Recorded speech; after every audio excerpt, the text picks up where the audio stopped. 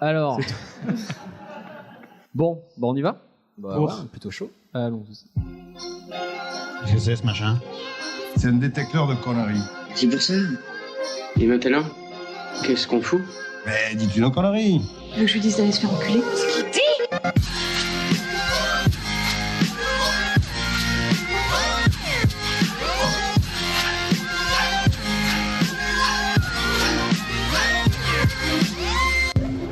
Vulgaire ? Je trouve ça vulgaire. Oui, je trouve ça vulgaire. Bonjour et bienvenue pour ce nouvel épisode de Pardon Maman, le podcast de vulgarisation qui traite des petits et des grands sujets pour les rendre les plus vulgaires possibles. Aujourd'hui avec moi et pour cette nouvelle saison 3 en live au Lavoir Moderne parisien et en public. Avec du monde, on vous embrasse, présent, merci. Les salles est pleine, salle est comble. J'ai une fine équipe à commencer par Juan. Bonsoir. Camille. Bonsoir. Et Hicham. C'est moi d'habitude après Juan. Et d'habitude on n'est pas dans cette pièce non plus. C'est vrai, salut Ilias. Apprécions les bonheurs d'aujourd'hui. Comment allez-vous déjà ? Ça va, tout va bien. Très bien. Et toi, comment vas-tu ?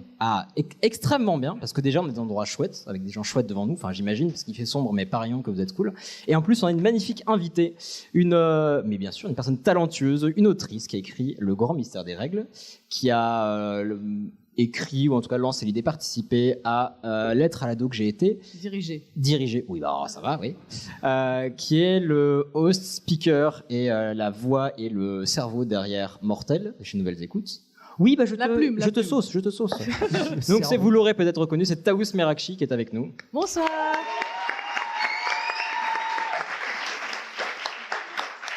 Comment ça va, Taous ? Ça va, j'ai envie de boire, mais j'ose pas parce que j'ai la main qui tremble et ça va se voir. Ils sont pas si intimidants. Alors, ça ne se verra pas à l'audio. En fait, Taous a 2 verres de vin blanc devant elle.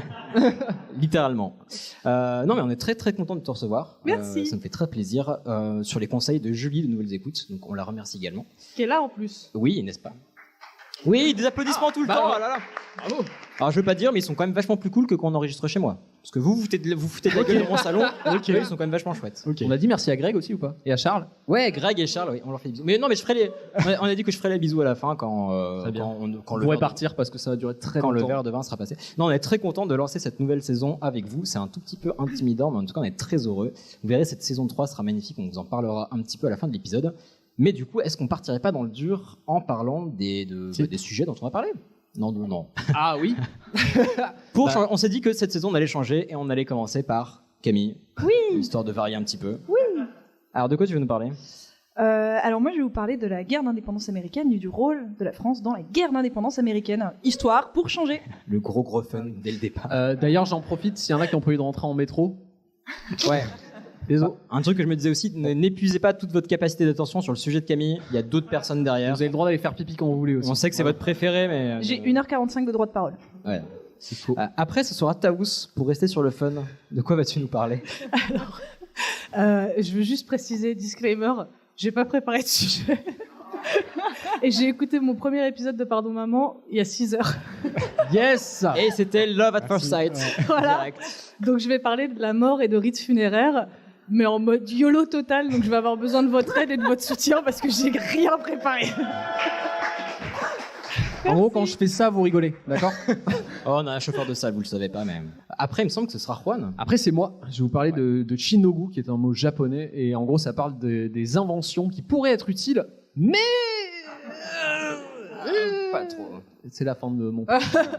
Shinogu, très bel accent, c'est sympa. Je verrai si je m'en sors mieux avec mon accent italien. Après, ce sera Hicham. Et ben moi, je vais faire un sujet animalier d'après... voilà, merci. Ah, il est fan. Mon seul auditeur qui me suit. C'est-à-dire qu'il n'y a pas de quiz. Mais c'est déjà ça. Mais non, j'ai fait un sondage sur Twitter et puis le public a choisi. Ça sera une chronique animalière et ça sera sur le paresseux.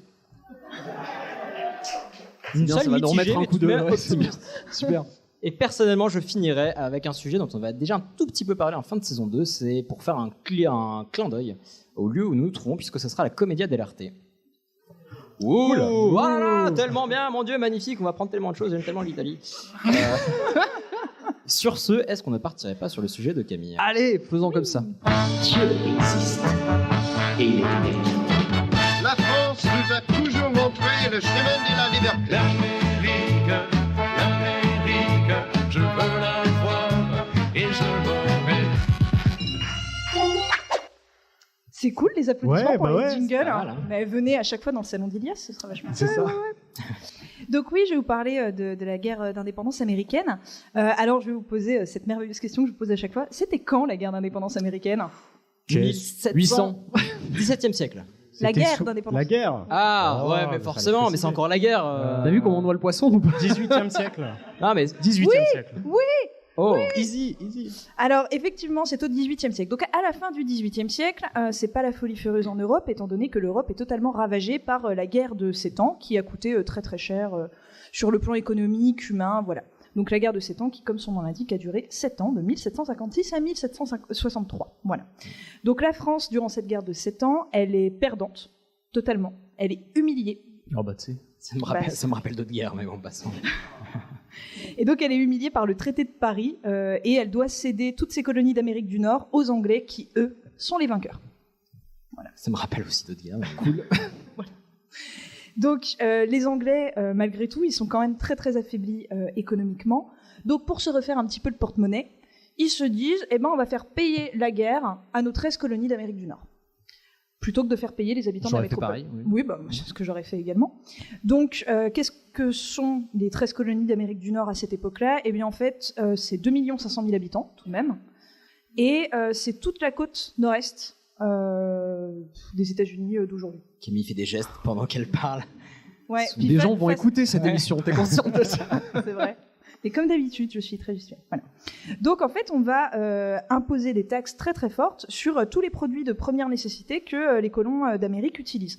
Donc le sel, le thé, alors on parle en plus à des gens qui boivent énormément de thé, donc ça les saoule, et le sucre. On va mettre également des taxes sur les timbres, sur les cartes à jouer, enfin sur absolument tout. Et en plus, on va interdire aux colons américains d'aller un peu plus à l'ouest parce que les Anglais ont envie de garder des bons rapports avec les Indiens. Donc on se dit, on va pas trop aller foutre notre merde un peu plus loin. Les Américains, enfin les colons sont obligés de vendre les produits des colonies uniquement aux Anglais. Bref, les colons américains, ils ont un petit peu l'impression d'être pris pour des jambons. Donc ils décident d'écrire au Parlement anglais pour réclamer l'autorisation d'être représentés au Parlement de Londres par des élus. Ok, Voilà. donc c'est-à-dire qu'ils voulaient avoir. Les émeux, quoi? Des émeux, exactement. Donc ils voulaient avoir une représentation à 4000 bornes de chez eux. Ben oui, mais c'est un peu normal aussi, parce que c'est à 4000 bornes de Oui. chez eux que tout se décide pour eux. Oui, Voilà. c'est un peu tiède, mais pourquoi pas. Et si on les représente pas, ils disent, bah, on paiera plus les taxes. Voilà. No taxation without representation.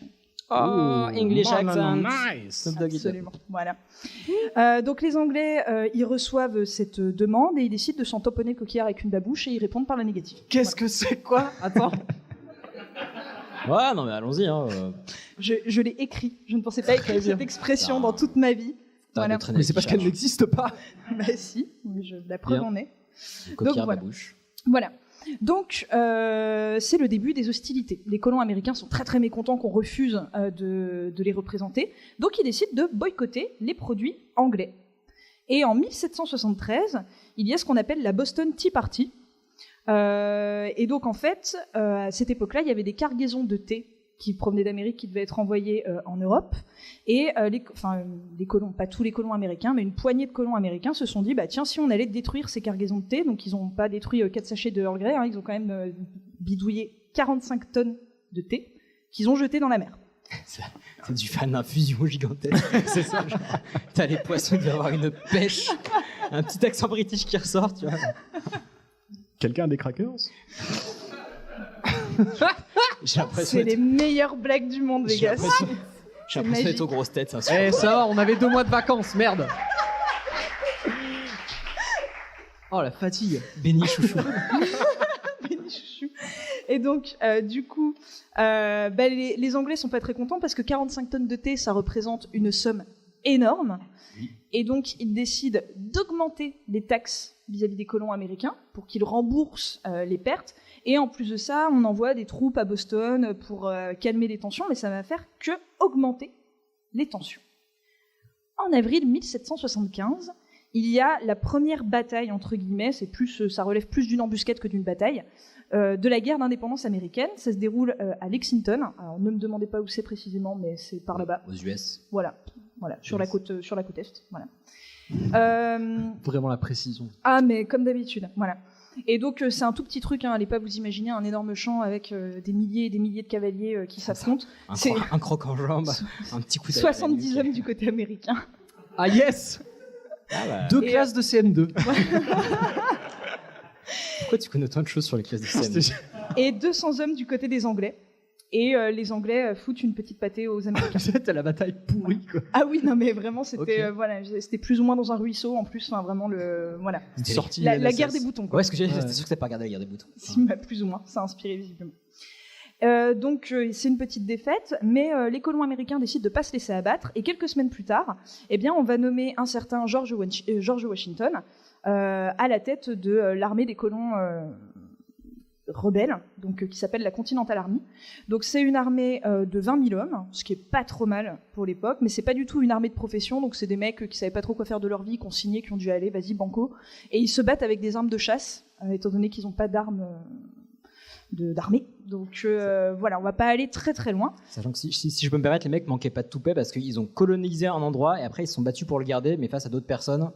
Niveau forcing, c'est quand même pas mal, quoi. Ah oui, et c'est surtout aussi que sur les 2 500 000 habitants, ils avaient pas l'opinion publique avec eux, hein, c'est-à-dire que la grande majorité des colons d'Amérique, ils disent bah non, nous ça nous va d'être anglais, ou au mieux ils étaient neutres en fait, mais ils s'intéressaient pas forcément à l'indépendance. Donc George Washington et une poignée d'hommes, ils sont un petit peu seuls en fait à vouloir se rebeller contre les Anglais. Et les Anglais, eux, ils ont une grosse armée, ils ont la meilleure flotte du monde à cette époque-là, ils ont des mercenaires et ils ont une bonne partie des Amérindiens. Parce que les Amérindiens, ils le sentent mal, l'expansion des Américains. Et donc ils disent... Visionnaire, mec. Ouais. C'est des fins limiers. Et ils se sont dit, on va plutôt se ranger du côté anglais. Il n'y a pas un président récent qui a demandé de ses papiers à un Indien natif américain récemment? Ah, si, peut-être. Si, ouais. Alors, Ouais. il était là bien avant lui, mais bref, passons les Oui, détails oui, aussi oui. géopolitiques. Et donc, il y a plusieurs batailles. Je ne vais pas vous raconter la totalité des batailles, mais bon, autant vous dire que pour le moment, les victoires, elles sont essentiellement anglaises. Voilà. Qu'à cela ne tienne, le 4 juillet 1776, le Congrès américain décide d'autoproclamer l'indépendance de l'Amérique. D'où la fête nationale le 4 juillet. La fameuse. Voilà. Donc George III, il reçoit cette déclaration d'indépendance, donc c'est le roi d'Angleterre, il reçoit cette déclaration d'indépendance à Londres, les lunettes lui en tombent un petit peu. Et, Arrête d'inventer des expressions. mais d'habitude, ça vous choque pas que j'invente des expressions? C'est parce que tu le fais pas trop d'habitude. Mais si. Et donc du coup, il décide d'envoyer encore plus de troupes là-bas. Donc autant vous dire qu'il y a quasiment, j'ai l'impression, en fait, à force qu'il envoie des troupes, je pense qu'il n'y avait plus un seul soldat sur les territoires anglais, ils étaient tous aux États-Unis. Voilà. Et la même année, en 1776, il y a la première vraie victoire américaine, donc c'est la bataille de Trenton dans le New Jersey, où enfin, ça y est, les Anglais, après plusieurs années, arrivent à mettre une petite branlée les Américains. Les Américains arrivent à mettre une petite branlée aux Anglais. Voilà. Petite anecdote, d'ailleurs. Oui. Les insurgents, donc c'est-à-dire les colons américains qui étaient pour l'indépendance, malgré leurs petits moyens, ils étaient super créatifs. C'est-à-dire qu'ils ont utilisé ce qu'on appelait le Turtle. Donc en fait, c'est une invention de David Bushnell, et c'est le premier sous-marin militaire. Et on est en 1776 quand il l'utilise. Est-ce que tu peux préciser l'état du bordel? Oui. Alors, Si c'est un mec avec une c'était paille, celui avec une truc qu'il fallait tourner pour qu'il avance là? oui, c'est le premier système à Vraiment, je hélice croyais que ça sous-marin. datait de Léonard de Vinci, ça. Non, Non, mais si c'est un mec avec une combi et des palmes, et c'est un Non. sous-marin une place, mais ça Non. compte pas. non. Ça ne- Non, c'était Ça- genre une noix avec Alors, une pauvre hélice. c'est en bois. Ça fait dans l'eau, 1,80 m de long sur 3 mètres de haut. Ça a une forme de grosse palourde C'est un cercueil, quoi. Cette merde. en bois. Tu mets un bonhomme dedans. Jusque-là, ça Ça, va. juste Et après, il un tombe coup. très loin dans la mer. Comment? Après, il tombe très très bas dans la mer. Non, parce qu'en fait, avec un système d'hélice, alors après, je t'avoue que j'ai pas étudié tout le truc, mais en Vous fait, voyez il un peut- moulin à café il à peut l'ancienne là, il c'est peut pareil se en fait. déplacer à 5 km/h par mer calme. Yes. Mais c'est-à-dire que par mer agitée, il recule. C'est-à-dire que tu nages plus vite. Et en fait, le but du jeu, c'est de prendre des explosifs avec soi et aller incognito visser des explosifs. Il Si, si. Il respire comment? Il n'y a pas d'eau dans la. Il s'en bat les couilles. Le mec, dans il la a, palourde. le mec, il a 8 kilos d'explosifs, il va pas s'en sortir. Enfin, c'est Voilà. perdu d'avance. Et en fait, le but du jeu, c'est d'aller fixer des explosifs Oui, ton jeu. sous les bateaux anglais. Voilà, pour les faire exploser. Et il y en a combien qui ont réussi sans déconner? 0. Ah bah tiens. Oh là là, me v'là surpris. Voilà, c'est un échec total. Je crois qu'on s'en est servi qu'une fois. Et le mec, il est sorti pendant. Enfin, il s'est barré parce qu'en fait, le turtle, il partait à la dérive. Oui. Et donc, Il est parti voilà. trop tôt, comme beaucoup d'autres hommes. Bien. Vous la prenez Voilà. comme vous la voulez. Bah, Vous voulez celle-là. on la prend, on n'a pas le choix, mais voilà. Donc, Un peu de C'est- filtre, mais. donc c'est un échec, voilà. Mais je me suis dit que c'était une petite anecdote qui vous mettrait en joie. Non, mais Ah bah oui, là. fort bien, fort bien. Oui. Voilà, vous pourrez la raconter à vos petits-enfants. Non. Mais voilà, la créativité malgré tout et l'acharnement des insurgents, ça finit par payer, étant donné qu'en 1777, il y a la bataille de Saragota, et c'est une bataille qui est décisive, c'est une victoire des colons américains, et c'est la victoire qui va faire que les pays européens décident enfin de se Accorder leur taper un petit indépendance. peu l'incruste dans Dans la baston. le conflit. Exactement. Ah, donc j'étais à côté. Juste une petite question. Tu sais, le drapeau bleu et rouge avec une croix. Nope. Oh là. Oh là. Oh là. Non, Oh, je la bleu sens pas et rouge. celle-là. Bleu. C'est la sécession. là. C'est que t'as dans ta chambre là Non. Ça n'a rien à voir avec C'est la ça. guerre de sécession. Ça n'a rien à voir. Non, mais C'est entre eux après. Ah, C'est plus tard, c'est entre le nord et le sud. aucun putain de rapport. on fait finalement. un clap pour couper. Ah non, mais. On peut pas couper au montage. On Ça enchaîne. marche On enchaîne. Fermez les yeux. Donc alors, comment est-ce que la France, elle intervient dans le conflit ? Eh bien, la France, en fait, elle intervient petit à petit. C'est-à-dire que dès 1775, il y avait déjà des Français qui s'étaient un petit peu rangés du côté des États-Unis.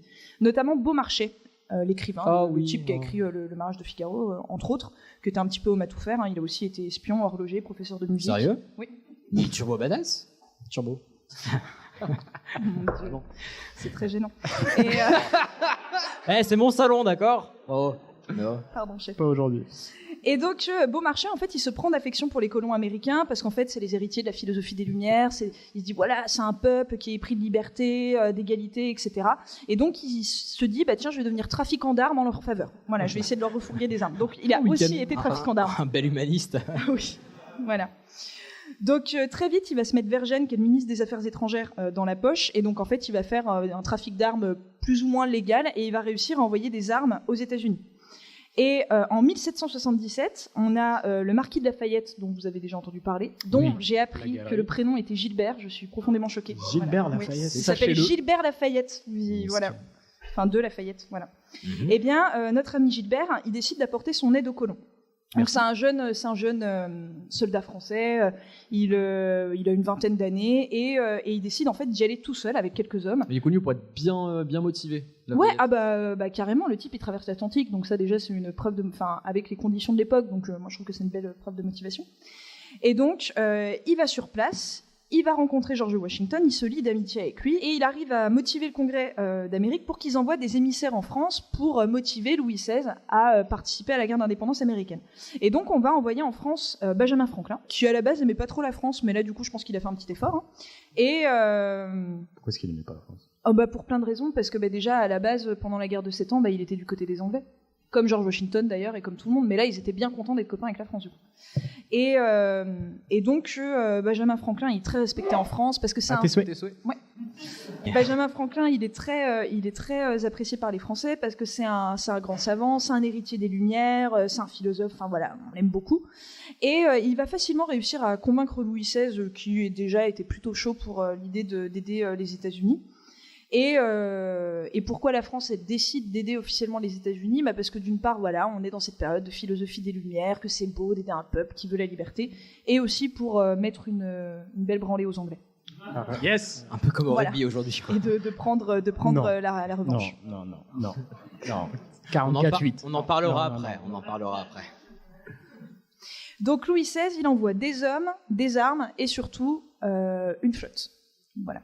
Une flotte? Non, avec Ah des oui, bateaux. Avec des bateaux. Oui, avec des bateaux. Mm. Voilà, oui, pas des packs Pas une de Volvic. Saint-Lambert. quoi, Voilà. voilà. Donc, il y a quelques batailles qui vont se dérouler depuis l'arrivée des Français, mais en fait, il y a de plus en plus de victoires américaines, parce que l'apport français, il est quand même vraiment décisif.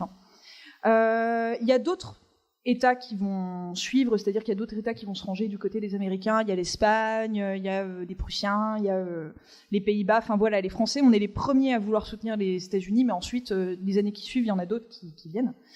Et au final, 3 ans après que la France se soient mêlés au combat, eh bien, c'est la victoire définitive des Américains avec la défaite anglaise de Yorktown le 17 octobre 1781. Les Anglais capitulent, la flotte française va mettre une énorme branlée à la flotte anglaise qui était, comme je vous l'ai dit, la plus grande flotte du monde, donc autant vous dire que Louis XVI il est archi content, il a sa petite revanche des familles.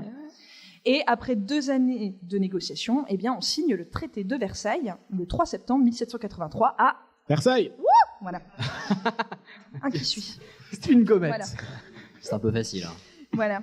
Donc les États-Unis, qu'est-ce qui va changer ce traité de Versailles par rapport à la déclaration d'indépendance ? Eh bien, Un contrat. Ben non, en fait, c'est que les États-Unis sont reconnus en tant qu'État, mais par les autres pays, pas que par eux-mêmes. Voilà, parce que jusqu'ici, c'était. Oui, moi, je trouve que c'est un bon début. Ça me fait penser à un autre problème géopolitique, mais clairement, on n'en parlera pas ce soir. Non, moi aussi, j'y pensais en l'écrivant, je me suis dit, ça me rappelle un truc. Ouais, mais vraiment pas ce soir. Je suis pas chaud voilà. là. Et au passage, la France, dans le traité de Versailles, elle se récupère des petits trucs. On récupère Dunkerque, quand même, c'est pas noté. On s'est fait niquer. Voilà. Yes. J'en profite pour aller chercher ma bouteille d'eau. Tiens. Nos comptoirs en Inde, des îles aux Antilles. On obtient un droit de pêche vers Terre-Neuve. Yes. Quand même. Voilà. Et puis Sardou a pu faire une belle chanson par la suite. Très bien. Oui, c'est vrai. Et on humilie les Anglais, et ça, c'était vraiment, je pense, la partie la plus sympathique. Voilà. Oui. En 1787, eh bien, la fameuse Constitution des États-Unis est rédigée, et George Washington devient le premier président des États-Unis d'Amérique en 1789. Il y a un des pères fondateurs. Je sais Exactement. pas qui sont les autres. Ouais. Bah, il y en a une cinquantaine, moi je pensais qu'il y en avait 4. Oh, peu cher. Ouais, et en fait, il y en a une cinquantaine. Voilà. Je sais. Ça fait une grande. En fait, mais en gros, c'est les gars qui ont signé la Constitution, le traité d'indépendance ou le traité de Versailles. Bah, c'est des mecs avec des perruques qui ont parlé pendant des mois. Ouais. Oui. Voilà. Je vois. Donc, la France, qu'est-ce que ça lui rapporte, la guerre d'indépendance américaine, à part la victoire ? Bah, pas grand-chose. Ça a coûté très très cher, plus d'1 milliard de livres. Voilà, ça coûte. La monnaie. Oui, voilà, je saurais pas vous dire combien ça fait en euros, mais ça fait beaucoup. Mais 1 milliard d'aujourd'hui ou Non, de l'époque. C'est pour ça que j'ai dit 2 livres. Ah oui. Fatalement. Bah, Parce que ils ont c'est pas de toujours l'euro. Des livres sterling encore. Non, c'est pas. Non. Avançons. Voilà. Ah mais je sais pas, 1 milliard à l'époque c'est énorme. Mais même aujourd'hui, c'est. Non mais c'est encore plus énorme que. Voilà. Vous quoi ça fait 1 milliard, l'Armina. Ça suffit. Allez Camille, après toi. Voilà. Donc ça coûte très cher financièrement. Et donc l'idéologie de liberté, la soif d'indépendance, etc., et ben, ça va faire son chemin dans la tête des Français. Et c'est une autoroute en direction de la Révolution française qui va se créer assez rapidement. Quant à ce bon vieux Lafayette, ce cher ami Gilbert. Oui. C'est recyclé dans la une bonneterie. galerie. Voilà. Non, et ben oui, alors oui, les Galeries Lafayette, effectivement. Oh putain. Et non, en fait, il est resté toute sa vie très, très attaché aux États-Unis, étant donné qu'il a appelé son fils George Washington Lafayette. Simple. Et sa dernière fille, Virginie. Voilà, en hommage Virginie à cette jolie, Lafayette. Bah, Virginie, À pourquoi la Virginie, du coup. Ça va. Ah oui, non, mais c'est lui qui en a fait un prénom, du coup, je pense. Hein. Non Bah non. Bah non, moi je pense que c'est en hommage à l'État. Bah, tu sais, et pas tu du fais tout un venant sujet, du tu prénom, peux pas tu nous poser des questions. Vraiment, ça n'a pas de sens que ça. vois. Mais ça, c'est un échange. T'as trop traîné avec Hichem pendant ses vacances. Beaucoup trop. Et Washington, il s'appelle Washington parce qu'il s'appelle Washington ou parce qu'il habitait à Washington Wow. ou est-ce que la ville s'appelait Washington Mais la- avant Vous pouvez partir si vous voulez. Voilà. Jingle. Voilà, c'est tout pour moi.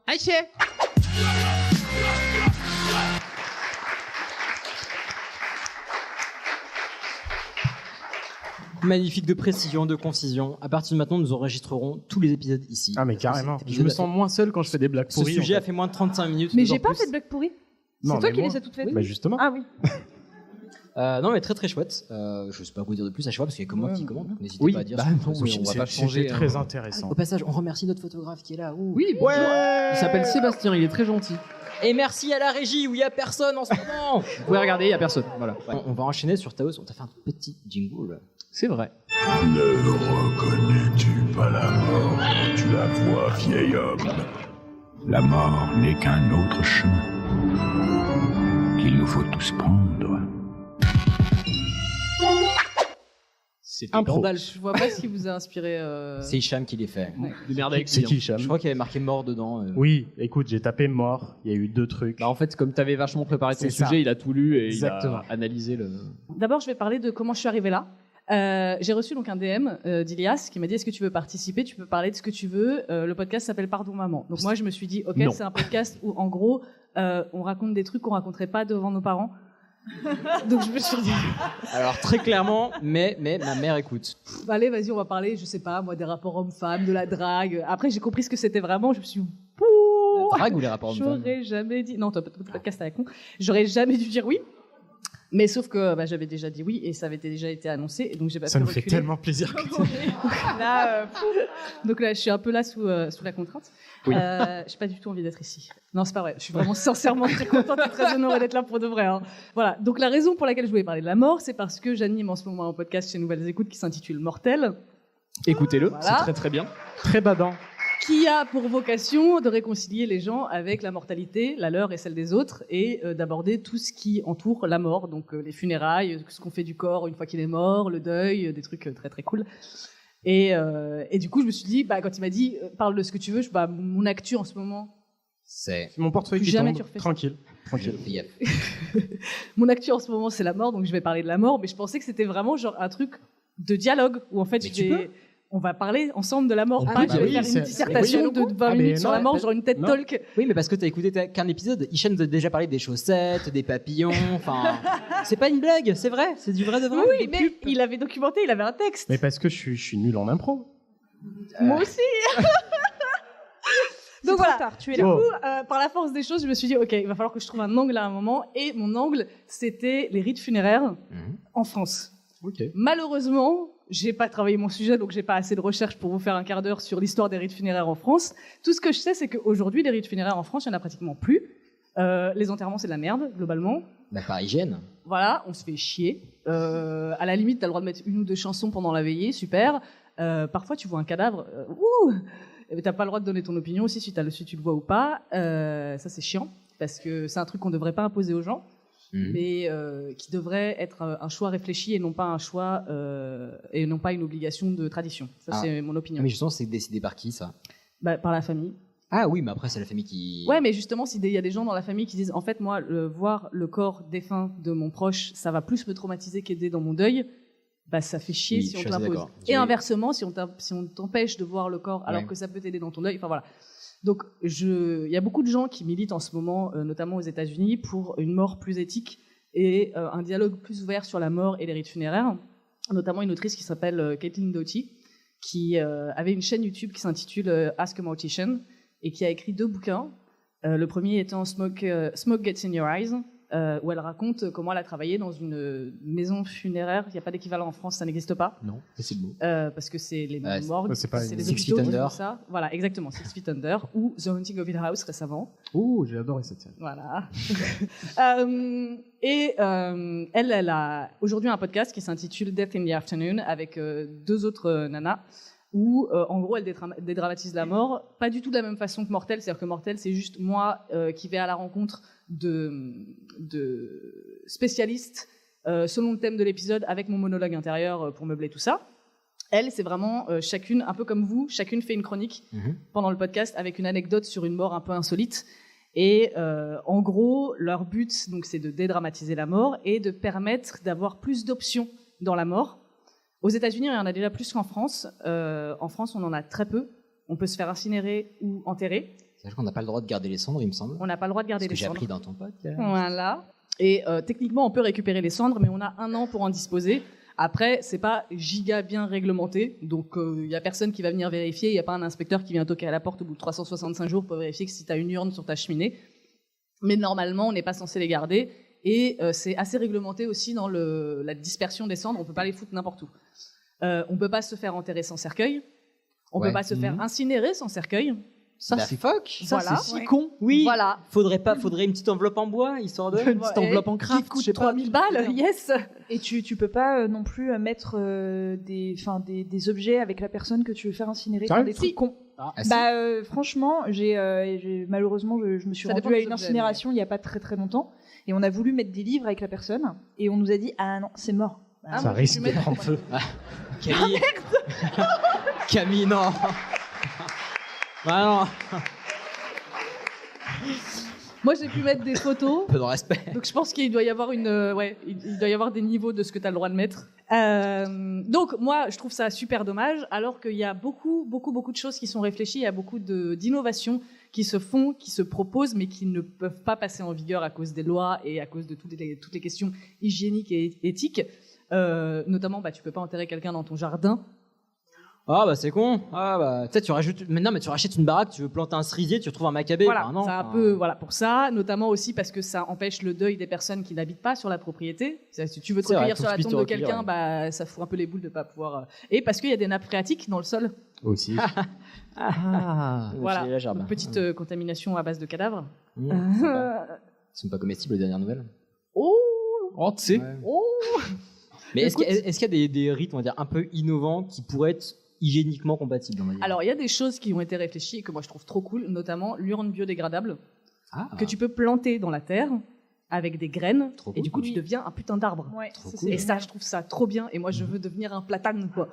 Mais pourquoi on n'oblige pas les gens à faire ça? Mais parce que c'est pas légal. Oui, en France en tout cas. En France, ça Ouais, mais n'existe pour pas l'instant, encore. plutôt qu'être Il me semble, je vais pas dire de conneries, mais c'est une start-up américaine qui a proposé Ouais. ça. Exactement. Aux États-Unis, ils sont beaucoup plus libéraux par rapport à ça. Un peu, ouais, j'ai l'impression. Ils sont beaucoup plus, il y a beaucoup plus détendus par rapport à la mort, malgré leur esprit extrêmement puritain. On Oui. aurait pu croire que là-dessus ils étaient rigides, mais non. Janet Jackson représente. Mais Oh, pourquoi putain, c'est pas oui. légal Quoi Pourquoi c'est pas légal ça Parce qu'en France, en fait, il faut passer par 10 milliards de biais pour changer les lois sur ce genre de trucs, et que, en fait, ça pose trop de problèmes, qu'il y a des lobbies. Il y a des lobbies dans les entreprises funéraires, il y a des lobbies de fabricants de cercueils. C'est eux qui font opposition Ah, c'est un notamment bise. à ceux qui voudraient qu'on ait des cercueils en carton pour l'incinération. Ah, mais le alors. lobby du bois. Ah oui, non, parce Ah que oui. j'allais dire, maintenant c'est des. Il C'est peut- toujours cette même personne à laquelle je fais incinération. C'est Quand on a glauque, voulu, arrête.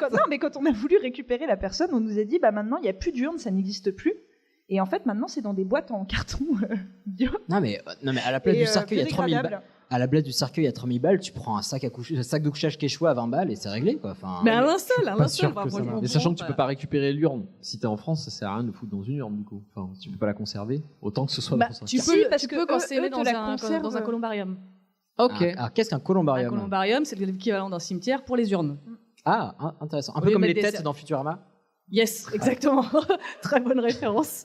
Vous Et êtes donc en genre général, dans les référence cimetières, il y a un columbarium aussi. Au Père-Lachaise, il y a un très grand columbarium. Oui, Et il y a Pierre immense. Bellemare qui y est notamment. Voilà. Il va y Alors, rester un moment. du je coup, pense. je suis peut-être con, mais j'ai pas la rêve du nom. Pourquoi un columbarium? J'en ai aucune espèce d'idée. Je n'ai pas Préparé travaillé ce mon sujet. putain de sujet, ok? Ok, donc est-ce que tu as Noté. d'autres options de trucs qui paraissent cool ou dans notre pays peut-être? Alors, il y a plein de choses Ilias, dans plein de le roi pays. du Il y a meublage. notamment. Mais je meuble pas, je dis. Mais non, parce que moi, tu m'aides de pour le coup, j'ai vécu des trucs au Maroc que je ne citerai pas forcément parce que c'est pas ce qu'il y a de plus agréable à faire. Et il y a des rites, disons qu'il y a des rites où c'est les personnes doivent être enterrées très rapidement. Mhm. Donc en gros, t'es un peu timé, genre prends ton avion demain, c'est parti. Bon, bref, c'est pas passé comme ça, mais par message, c'était plutôt l'urgence. Mais oui, voilà, les corps ne sont pas conservés, donc il faut aller très vite. Et t'as un rapport au corps qui est beaucoup plus direct qu'en France. Et ça peut être intimidant, en fait, d'avoir ce rapport, ce lien, cette proximité. Et ouais, je sais pas comment dire, c'est assez intimidant, particulier. Et l'urgence vient des questions directes. Non, Salut mais- Seb. C'est vraiment sur mon sujet, c'est le moment de faire toutes les conneries que vous pouvez. Vraiment, Non, mais moi, je t'ai fais comme s'il y avait que moi. allez-y. Ok. Voilà. Bah non, moi aussi j'écoute. Fais comme s'il y avait que moi et Camille. Mais oui, non, parce que ça, c'est un rite qui est particulier, qui m'a. Après, il y a toute une procession. Croiser etc. les orteils, t'as vu? Non, moi j'ai eu le bisou surtout. Alors putain. Parce que oui, pour ceux qui savent pas, obligé de dans développer, la foi musulmane, il faut croiser les orteils du mort pour que l'âme s'échappe du bon côté. Sinon, elle sort par les pieds. Et après, elle va en enfer, je crois. Fais gaffe, ma mère écoute, elle va me passer un coup. C'est pas une blague, elle va me Non, passer mais un moi, coup de c'est mon fil. grand-père dont on a croisé les orteils. donc Oui, mais c'est t'es pour ça que- berbère, toi. Non, kabyle. Oui, mais Oui, bah, pardon. invasion arabe, on a été musulmanisé, pardon. On va pas régler ça maintenant. Ah On réglera ça dehors tout à l'heure. Ouais. C'était faux, c'est Ouais, déjà, bah, on a parlé thé ouais. à la menthe et couscous la dernière fois, on a failli s'étriper. Oui, donc, mais tu mets des trucs piquants dans ton couscous, c'est quoi ce bordel? C'est marrant. Des vrais problèmes. Ils sont vraiment venus pour ça. Hein. Je propose. Alors, c'est quoi tes deux trucs qui t'ont le plus explosé le cerveau sur le lien à la mort? Alors, c'est un des rites. Donc, dans le monde entier, il y a 10 milliards de rites funéraires qui existent encore aujourd'hui, qui sont très, très, très différents et qui prouvent à quel point en France on est coinceuse du cul, mais d'une force qui me débecte.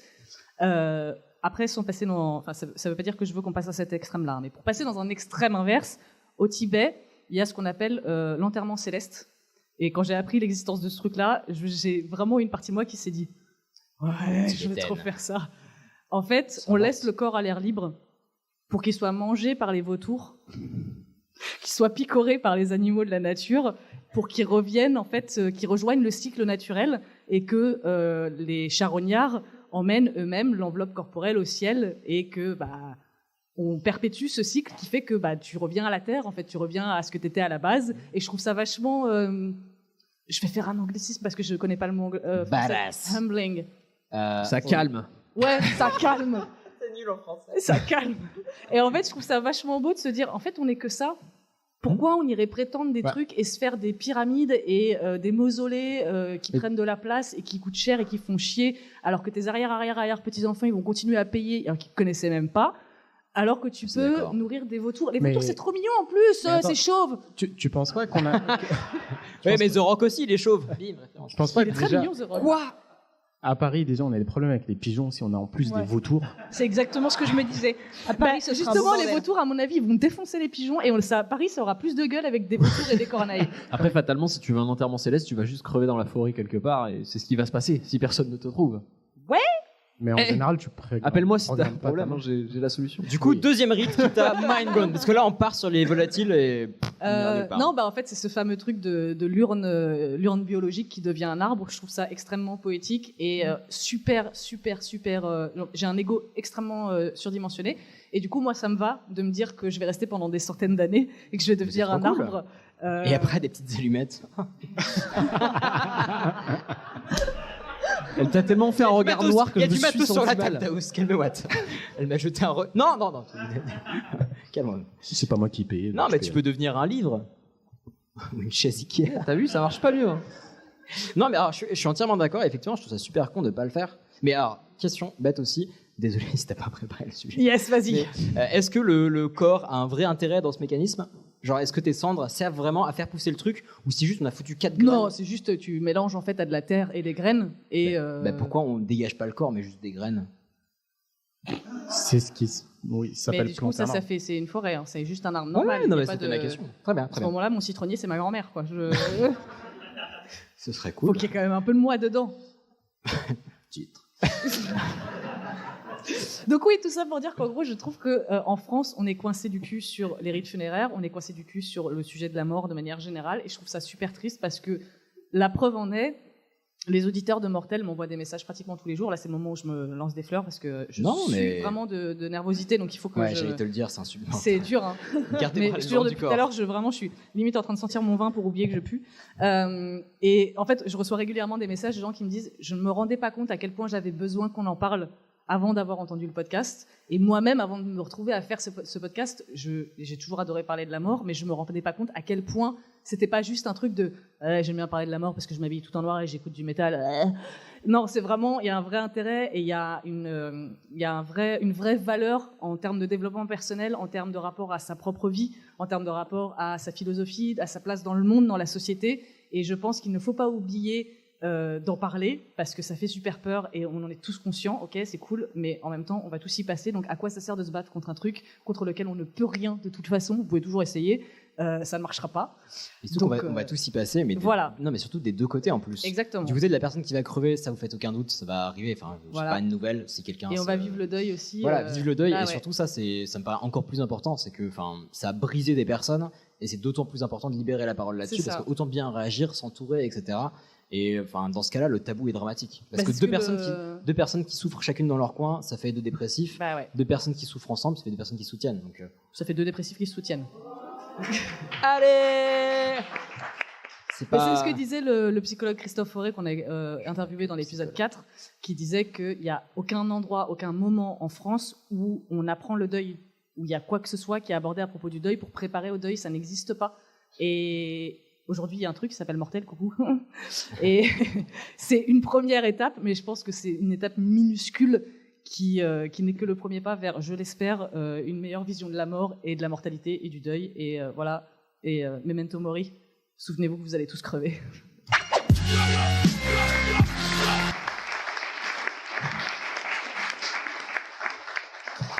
La bonne humeur. Et bah pour un truc pas préparé, c'était quand même pas mal. Tu as réussi mieux que moi. Et c'est un aveu. Bigfoot Gate. En parlons, ça fait 20 cm. Et je viens de montrer ma main. Pour les auditeurs qui ne voient pas, ma main. Du coup, on va passer, il me semble, à Juan. Ah, il va falloir. Allez. Allons-y. Ça sert à rien. François Tomsky dessine pas. Ça sert à rien.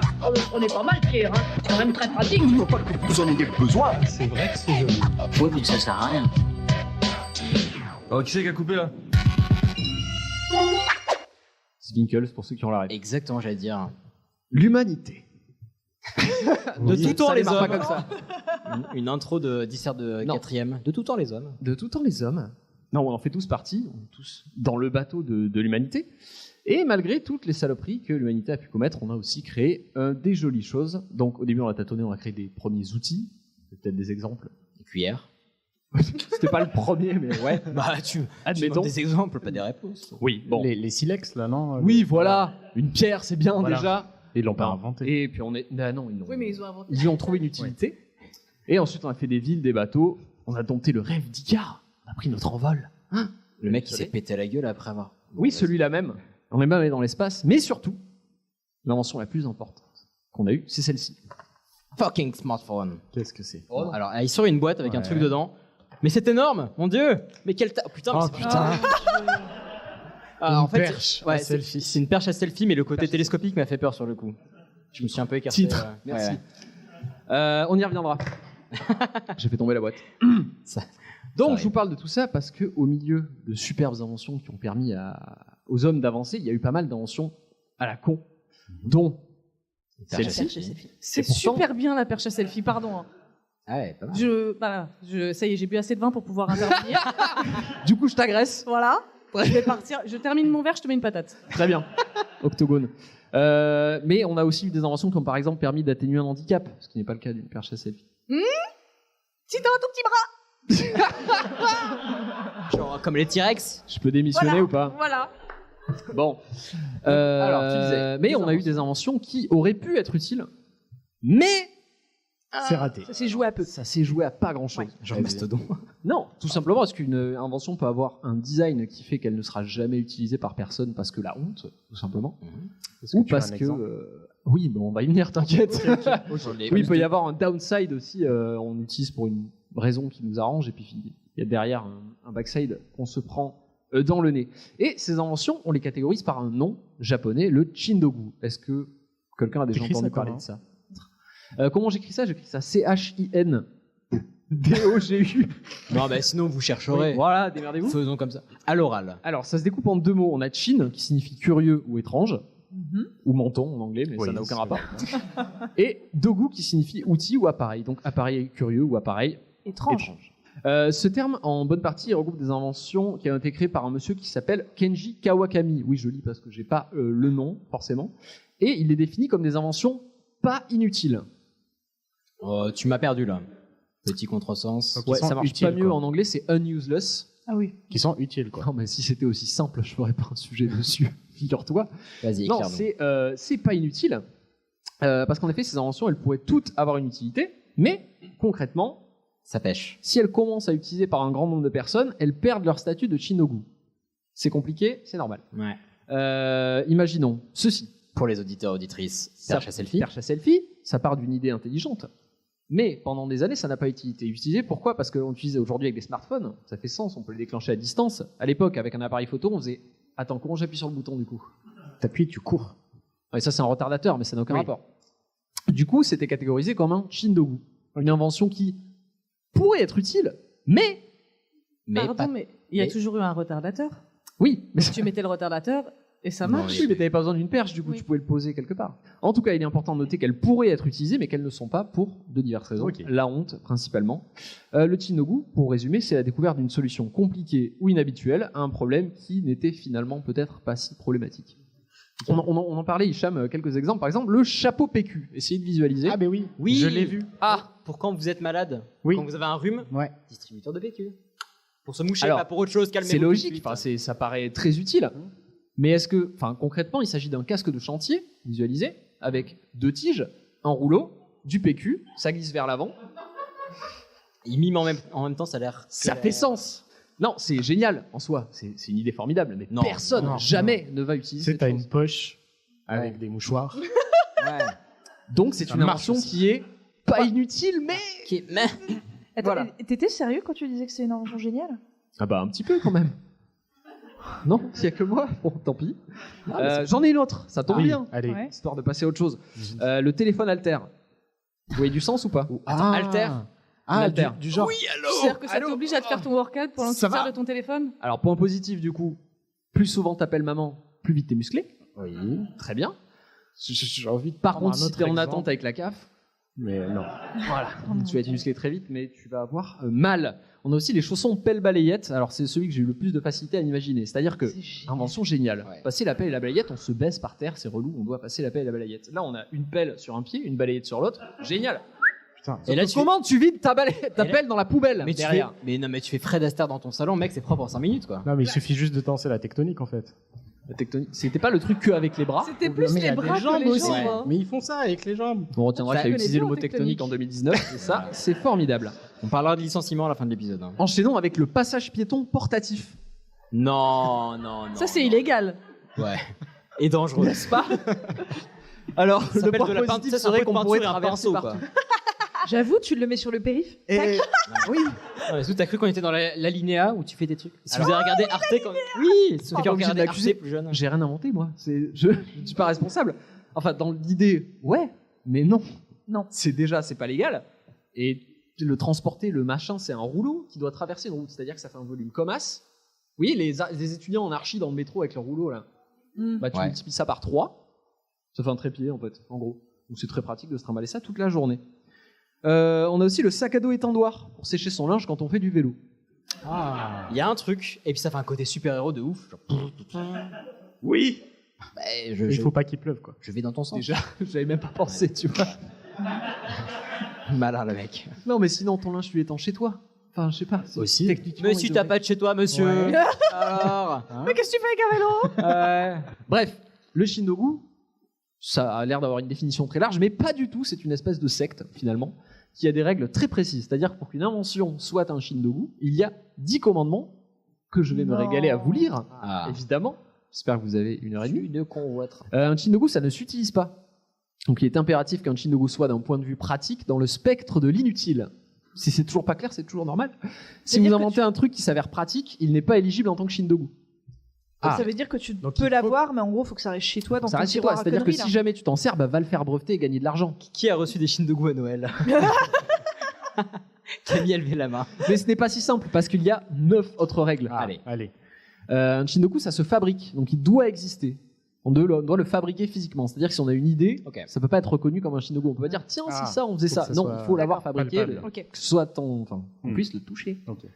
Un Shindogu, c'est fondamentalement anarchiste. C'est un objet qui est créé par l'homme qui s'est libéré de la contrainte de produire quelque chose d'utile. Donc ils appellent ça un anti-outil. Ah ouais, ça me parle. ça dénonce quoi. Ouais. Bah écoute, c'est pas moi qui ai fait les règles. hein. Un Shindogu est dans le quotidien. Il doit être compris et quasi utilisable, ou non utilisable, par tout le monde. Une ventouse frontale qui serait destinée au maintien d'un joint de culasse en tropical, ça ne peut pas être considéré comme un Shindogu. Ah quoi quoi T'es Est-ce quoi que je quoi peux- est-ce que Non, je mais peux me ré- fais pas répéter. Est-ce que je peux résumer juste pour me sortir le mal de tête? Vas-y. Il doit être quasi utilisable ou non utilisable par tout le monde. Ouais. Un Shindogu, attends, on ne on peut est pas le confronté. vendre. Parce qu'il y a une notion de pureté et l'argent, ben j'avais écrit l'agent, qu'est-ce que vous voulez vous dire L'argent, ça saillit la pureté du Shindogu et ça devient un bien de consommation, donc ce n'est plus un Shindogu. On y revient, on aurait On dû est faire vraiment du côté de l'art et de la philosophie quasiment. Exactement. Putain, c'est Ah, je vous ai dit, c'est un art hein, à la base. Oui, non, j'ai dit une secte, mais bon. Ouais, ça marche. Ouais, il y a plus de Ça finale, passe, c'est bon. Oh, ça marche. Un Shindogu n'est pas là pour rigoler. J'ai traduit comme j'ai pu. hein, m'en voulez Comme pas. The Rock dans Fast and Furious. On ne crée pas un Shindogu pour la beauté de l'humour. L'humour n'est qu'un effet secondaire. On cherche une solution à un problème et notre solution, malheureusement, souvent s'approche du débile. On n'y est pour rien. Comme The Rock. Un Shindogu, donc, n'a pas de message. Il est innocent. Il est fait pour être quasi utilisé, pas pour dénoncer les travers de la société de consommation, comme The Rock potentiellement, j'imagine. Ce n'est pas une œuvre d'art contemporain. On peut pas faire un truc et l'exposer dans un musée. Juste pour savoir si on va pouvoir faire une autre blague sur The Rock la prochaine. Oui, un Shindogu n'est ni vulgaire ni tabou. Oh, si, il est un peu vulgaire. Il est vulgaire. Ouais, il est vulgaire. Oui. La Société internationale du Shindogu a établi quelques règles de décence. On ne trouvera donc pas parmi les Shindogu une éprouvette en forme de bite, parce que comme ça, c'est cool, elle tient toute seule avec les petites couilles. C'est haram. Ça ne fonctionnera pas, C'est extrêmement précis. n'est-ce pas? Je n'ai pas inventé cet exemple, C'est qui encore une fois. cette société du Shindogu? Ouais. Michel Shindogu. Un Shindogu, donc, on y revient, ça ne se brevette pas. je l'ai mentionné, un Chindogu c'est un cadeau pour le reste du monde. C'est pas une idée qu'on veut déposer, breveter ou posséder. Putain, mais blague à part, c'est super beau en fait, c'est super philosophique. Ah non, mais c'est mignon. Mais après, sauf que ça sert à rien. le problème c'est quand tu regardes, il existe des ouvrages qui recueillent les Chindogu. Il faut avoir du temps libre, quoi. Voilà. Ça se met au chiottes, potentiellement. Et un Chindogu n'a pas de préjugés, il ne doit pas privilégier une situation sociale ou une religion par rapport à une autre. Vieux et jeunes, hommes et femmes, riches et pauvres, tout le monde devrait avoir une chance égale et libre de profiter de chaque Chindogu. Comme les députés en fait. Revenons-en à notre perche à selfie, donc le Chindogu déchu, comme on l'appelle. La perche à selfie date du début des années 80. C'est un homme qui s'appelait Hiroshi Ueda, donc un japonais encore, qui travaillait chez Minolta. Je ne sais pas si vous voyez, marque de matériel de photographie, Minolta, et qui aimait beaucoup voyager. Et un jour, il visitait le Louvre. Cocorico. Il demande à un jeune garçon de le prendre en photo et le petit garçon se casse avec son appareil photo, évidemment. De retour chez Minolta, Ueda fabrique une perche avec un rétroviseur parce qu'il n'y avait pas d'écran pour voir des coup derrière la nuque du gamin. Bah non, c'était trop tard. En plus, il était un peu gros, je crois. Le mec ne pouvait pas courir après le jeune garçon. Surtout qu'il ne connaissait pas potentiellement ça n'a aucun rapport. Bref, il y avait un rétroviseur parce qu'il n'y avait pas d'écran on ne pouvait pas voir ce qu'on prenait en photo. Donc, il avait collé un rétroviseur en haut de la perche et Minolta a accepté de le produire. Ok, donc en fait il visait le rétro qui visait lui. Non, il regardait le rétro pour voir. Il a inventé le retour. Quoi. Oui, pardon. Okay, oui, du coup, il s'est racheté un autre appareil. Bah oui. Et Minolta a dit allez, banco. Ils ont fabriqué le truc. Évidemment, ça a bidé totalement. Et des années plus tard, le brevet a été perdu, puisqu'un brevet, on le dépose et au bout d'un moment, si ça sert à rien, on le perd. Et la perche de Ueda est rentrée à ce moment-là au panthéon des Chindogu, c'est-à-dire qu'il l'avait brevetée, elle était plus brevetée. Ok, ça sert à rien, mais ça pourrait servir à quelque chose, donc potentiellement, ça rentre dans le truc. Mais en 2005, un Canadien brevette à nouveau le produit. Et comme c'était en 2005, il rencontre le succès qu'on connaît, donc. Ceci est un Chindogu déchu, puisqu'aujourd'hui il est vendu et utilisé. Si quelqu'un la veut, vous pouvez la prendre en partant. Mais qui est riche, ça me fait plaisir. Le mec est turbo riche. Et t'avoues ça la dalle. Alors, malheureusement, ironie du sort, l'usage d'une perche à selfie est aujourd'hui interdit au musée du Louvre. Oui. Donc, tout ça. Et dans beaucoup d'endroits, parce que, ça fait cliché, mais il me semble qu'il y a plus de morts par perche à selfie que par les requins. C'est vrai. De toute façon, il y a beaucoup de morts plus que. Oh là là, cette syntaxe nulle. Il y a plus beaucoup par plus autre de chose morts que par les requins. Par autre chose que. Ouais, voilà. Parce qu'en fait, il y a très peu de morts par les requins. C'est genre ça les le distributeurs automatiques. Ils sont en roue libre, mais c'est une C'est vrai. On comprend plus rien. Non, mais on est au courant. Toujours est-il que ça n'a servi à rien. Alors, il y a d'autres potentiels Chindogu déchus, c'était le briquet solaire, parce que ça se voyait en festival. Apparemment, il y a des gens qui avaient un petit briquet solaire avec un miroir, mais bon, il faut qu'il fasse beau. Ce qui est rare en festival. N'est-ce pas? Et il y avait aussi la valise scooter. Alors celui-là, pour le coup, à l'époque, il était bien. Et vous avez peut-être vu des vidéos de start-up avec une nana qui s'assoit sur sa valise. C'est tellement débile. C'était trop bien. Et ce n'est pas commercialisé, donc c'est potentiellement un Chindogu. Bravo. Et en fait, c'est le sujet d'énormément de vidéos Facebook virales à la con, les Chindogu. Et oui, sauf qu'on ne sait pas que ça en est. Voilà. On ne citera pas la valise scooter, c'est le genre de truc qui se partage fois 1000. Ce serait trop pratique à génial. On est trop petit pour se faire des ennemis, t'avoues ça. Mais effectivement, tu as raison. Néanmoins, je vous invite à vous intéresser au Chindogu parce que vous avez un site officiel qui date des années 80, donc déjà c'est drôle de voir un très vieux site. Et vous avez pas mal de bouquins qui sont dessus, et vraiment, je vous en ai cité genre 5, mais il y a des trucs. Bref. Ce qui est rigolo, c'est qu'un objet qui part en tant que Chindogu peut finir en tant qu'objet, on va dire un peu star. Et en même temps, ils se tirent une balle dans le pied parce que dans leur règle, ça peut pas devenir une œuvre d'art, mais en même temps, ils ont fait une expo de Chindogu à Paris. Oui. Donc... Mais en fait, c'est super poétique, je trouve. En fait, c'est juste du temps dépensé à faire un truc qui pourrait être utile mais qui ne l'est pas, qui est offert au monde. T'as entendu le troisième commandement? Tu trouves commandement? Tu trouves ça mais moi, je trouve ça super poétique. Mais ouais. Pourquoi pas? Chacun sa poésie. Écoute. Bref, pour ceux qui ont du temps libre. Et maintenant que tu as la bouche pleine, on va passer à titre. Yes, merci. T'es trop lent. Je suis un paresseux. Je repère un arbre, je drop une feuille, voilà ma façon de chasser. C'est lent. La flemme, viens on sort. J'ai la flemme, viens on dort. Pas la peine, m'amène, la flemme. Donc le paresseux, cet animal qui a une tête à la con. Vous voyez tous à quoi ça ressemble. Ça a toujours l'air défoncé. Oh, tu te calmes, hein. Non, mais c'est vrai, c'est encore plus lent qu'un entier en pleine canicule. Non. C'est ton Patronus. I'm sorry, what? Carton rouge direct. Carton rouge direct. Il est sale. Non. Si, c'est Attends, vrai. mais c'est vrai. C'est vrai. Oui, le paresseux est un animal sale, oui. Il est sale, il est recouvert d'algues et puis il y a plein Tu d'autres parles de trucs. l'hippocampe ou du paresseux? De l'algue. Ah, il est vraiment super. Oui, il est verdâtre. Mais non, mais reviendra- recouvert d'algues. Oui, Nage, enfin, c'est de pas non lichen, plus. moisi. Oui, mais j'y reviendrai. Ok, J'y reviendrai. mais j'ai hâte. Je Je suis déjà fatigué, putain. Et ça fait 4 secondes. Oui. En vrai, tout ça, c'est un peu juste des préjugés parce que tout a une Ah, raison. sans déconner, sur les Antillais aussi? Et oui, bien sûr. Étonnant. Non, mais tu t'as suivi un peu l'actualité sur Twitter récemment? Tu veux qu'ils nous tombent des merdes dessus ou qu'on fait comment là? Non, mais je dis ça comme ça. Ça va, Mais je t'as vous aime, les entiers.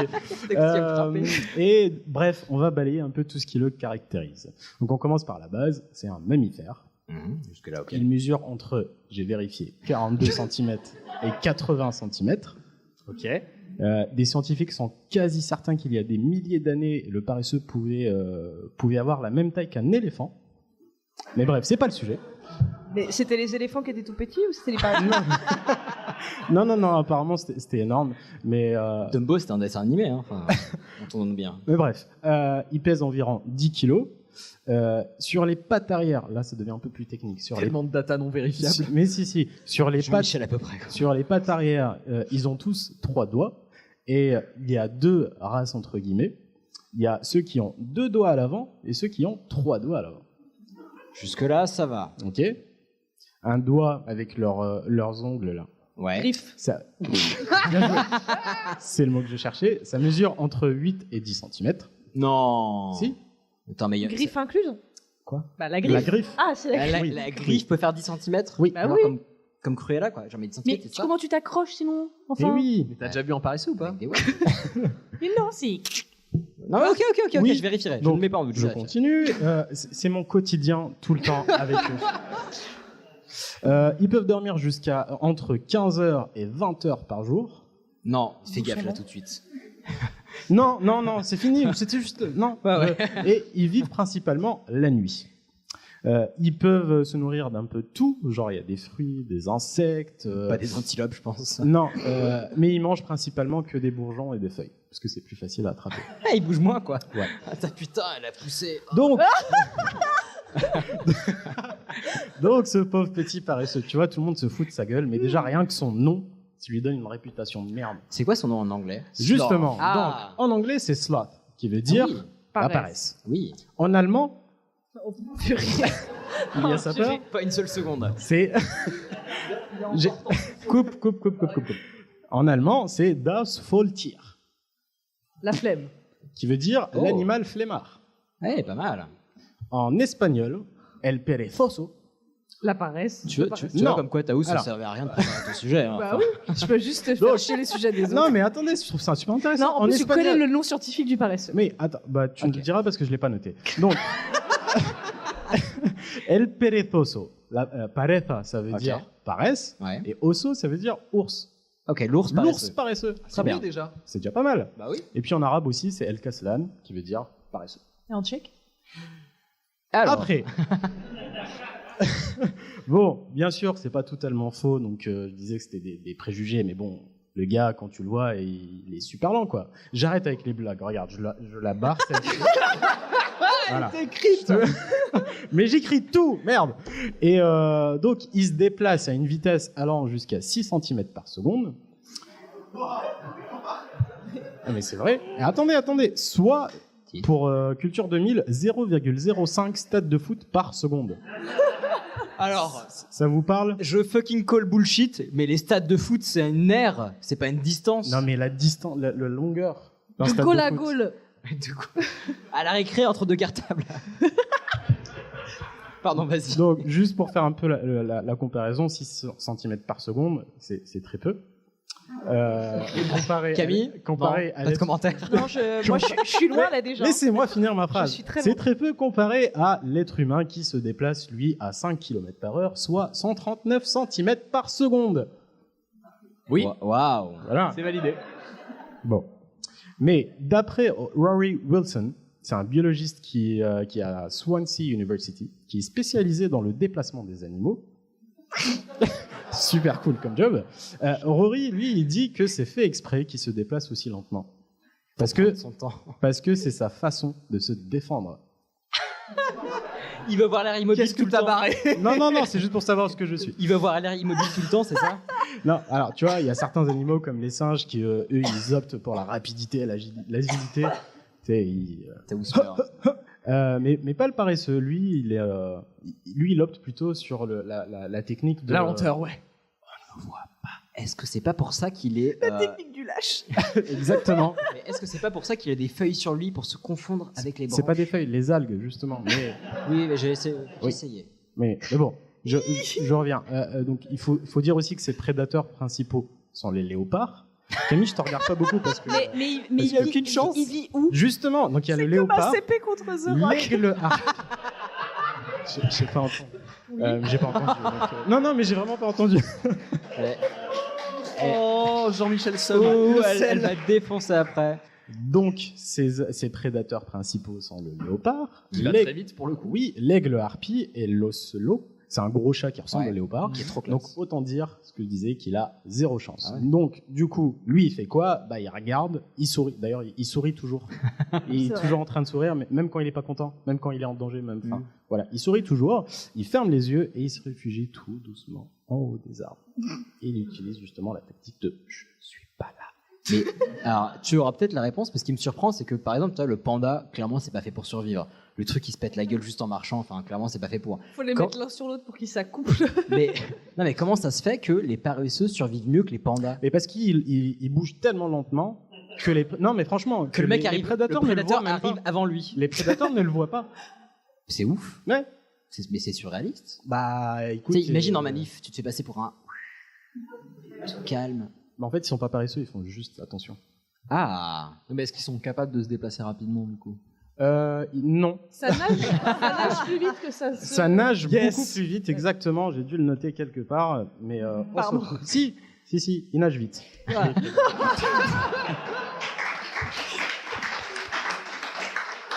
Ah, on se moque, mais Chouchou prépare. Bien sûr, j'ai regardé au moins 5 documentaires. Bref, une autre de ses capacités, entre guillemets, c'est justement sa fourrure, qui est en soi super intéressante. Il y a plusieurs questions qui... Je crois que ça c'est une blague, donc je vais... exactement, c'était une blague très nulle. Donc, je te montrerai après. Ouais, on les regardera après.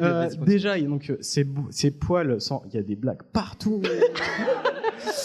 Ses poils sont orientés dans l'autre sens que les autres animaux. En gros, enfin, nous donc, aussi, ils sont vers l'arrière. Ouais, si on le caressait normalement, ce serait un rebousse-poil.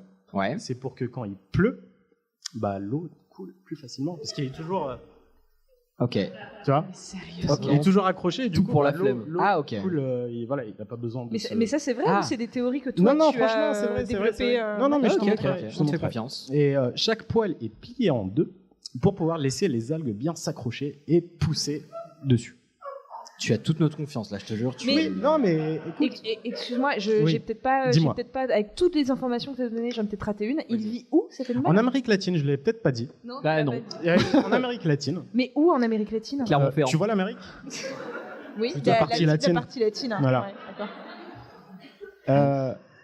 Et du coup, donc, une étude a montré que la fourrure du paresseux est le lieu de résidence de tout un écosystème. Il y a des scarabées, des papillons, des cafards, des champignons et des algues. C'est le sbeul. Un peu comme les dreads de... T'as oublié de la barre et celle-là. Mais vas-y, continue. Bon, il faut croire en fait que ce nid de microbes est bénéfique pour le paresseux parce que certains de ces champignons sont des composants bioactifs, c'est-à-dire qu'ils agissent sur son métabolisme.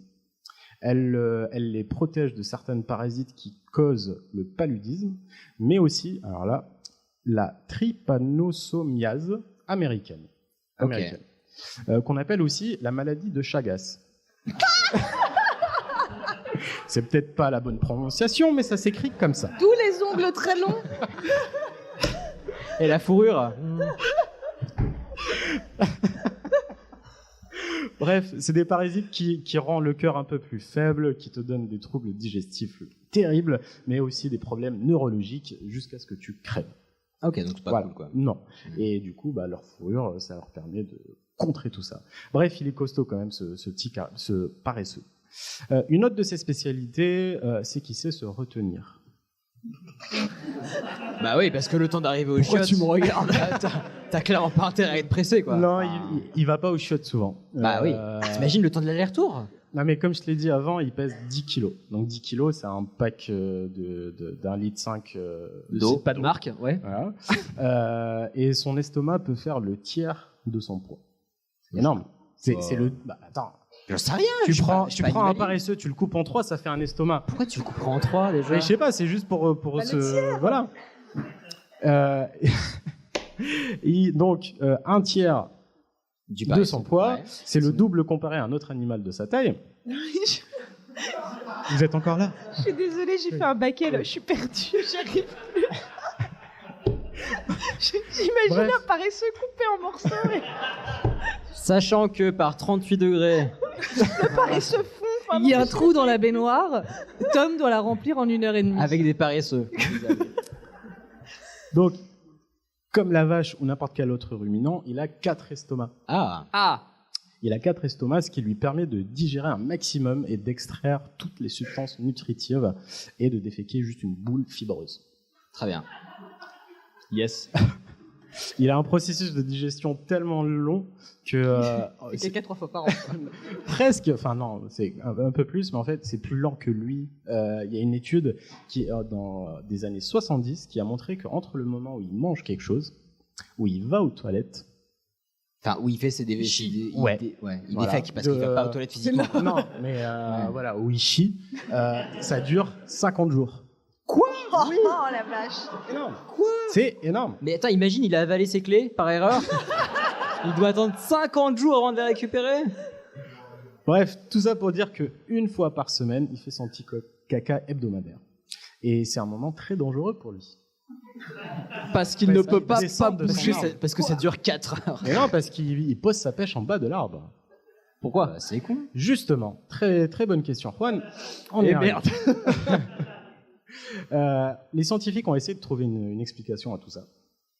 Et pourquoi est-ce qu'il risque sa vie pour chier, quoi?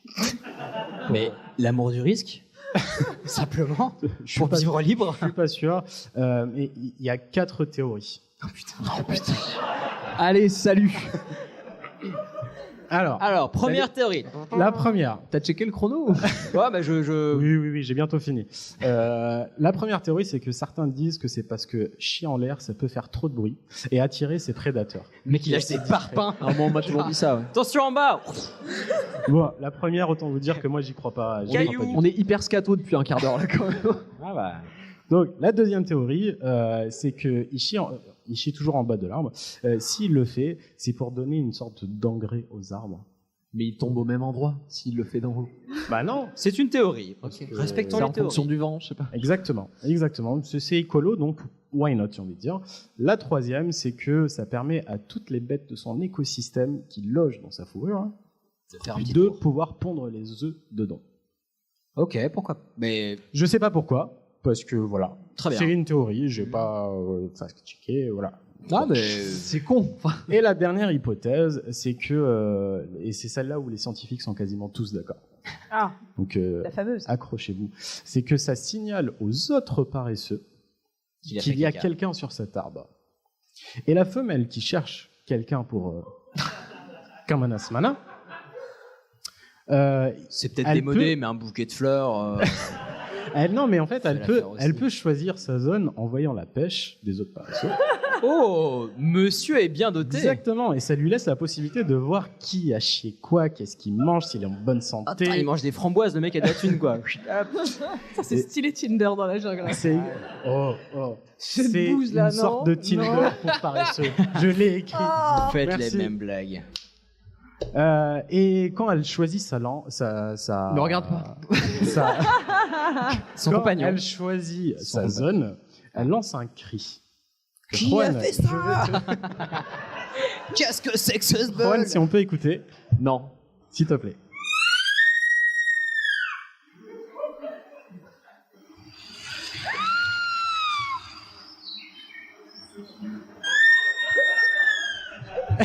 Taous va cracher. Titre.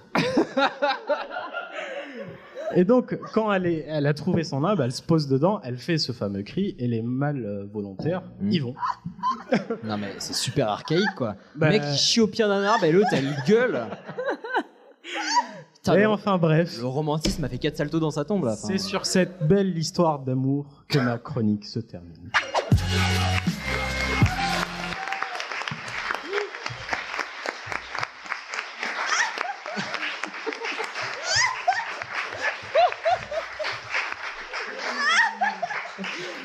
Bon, on a perdu Taous. On a perdu Taous.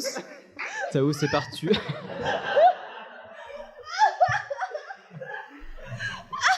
J'ai malheureusement une mauvaise Je nouvelle. prends ça comme un compliment. Ouais, Merci j'ai beaucoup. malheureusement une mauvaise nouvelle, Hicham. Je crois qu'on va devoir arrêter la saison ici parce que je suis pas sûr que tu fasses un meilleur sujet dans les. Oh, attention. Oh, t'inquiète pas, ça va venir.